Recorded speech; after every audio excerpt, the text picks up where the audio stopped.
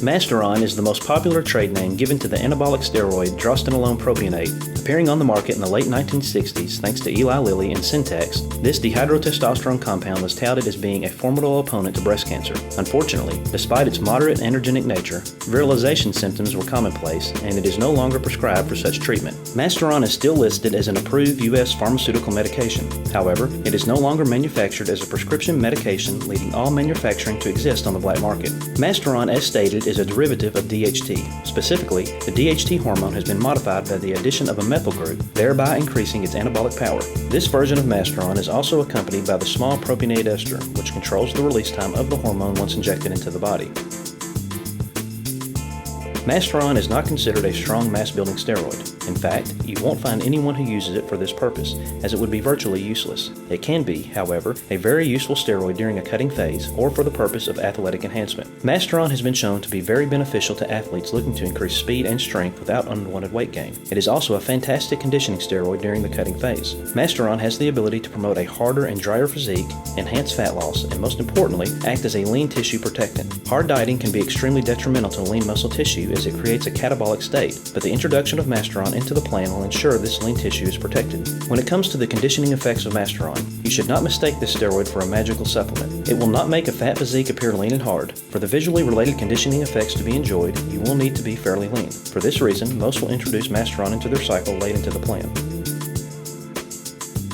Masteron does not aromatize, and this means estrogenic effects such as gynecomastia and excess water retention are impossible with this steroid. Masteron actually has a significant anti-estrogen effect. When combined with the use of aromatizing steroids such as testosterone, it could actually provide the protection you need from related estrogenic effects. However, with the high superphysiological doses of aromatizing steroids, a direct anti-estrogen may still be needed. While it cannot promote estrogenic-related side effects, Masteron can promote androgenic side effects such as acne, body hair growth, and hair loss in those predisposed to male pattern baldness. However, its relevant androgenic activity is rather low, meaning most men will not have an issue, those predisposed to male pattern baldness being the exception. Masteron is actually notorious for promoting hair loss in those who are predisposed. If this is a concern, you will want to avoid this steroid. The androgenic nature can also promote virilization symptoms in women, such as body hair growth, a deepening of the vocal cords, and clitoral enlargement. However, most women can tolerate a low dose for a short period of time without falling prey to such symptoms, but caution is still advised. If such symptoms appear, use should be discontinued immediately and they will fade away. If they are ignored, it is possible that they may become irreversible. An important side effect of note: Masteron is suppressive to natural testosterone production. All men who supplement should include exogenous testosterone in order to prevent a low testosterone condition. As Masteron is virtually useless for bulking purposes, most all cycles will be during a cutting phase or for direct athletic enhancing purposes. The total duration of use for men can vary tremendously. 6 to 12 weeks is a very common range, with many men only needing the final 6 weeks of a cutting cycle. Total dosing can also vary anywhere from 200 to 400 milligrams per week, but the dosing will need to be split into small every other day injections due to the fast-acting propionate ester that is attached. A solid dose for most any man will be 70 to 100 milligrams every other day.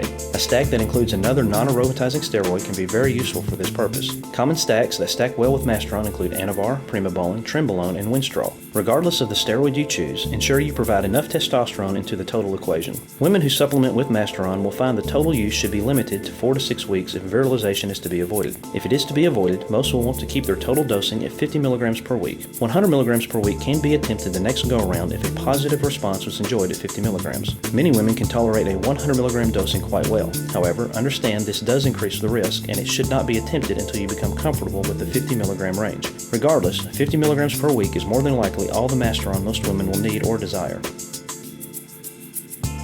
If you decide to buy Masteron, the good news is it doesn't appear to be counterfeited nearly as often as many other anabolic steroids. The bad news is you will be purchasing it from an underground lab, and this can raise issues revolving around sterility. It is imperative you research your supplier thoroughly before making a purchase. It is also vital you understand the laws that pertains to where you live before any related purchase is made. Those who decide to buy Masteron will find it is normally fairly affordable. However, while it's not an uncommon steroid, not all suppliers carry it. In recent years, many who do carry it also have begun carrying the drostanolone hormone with the larger enanthate ester attached. This allows the individual to only have to inject the hormone 1 to 2 times per week instead of the typical every other day schedule. There are not too many suppliers who offer an enanthate version, and many who have tried it have often reported it to be less effective than the propionate version. However, the ester really shouldn't affect the overall quality of the hormone or its benefits if properly made. For more information, please visit steroid.com, the world's most visited anabolic website.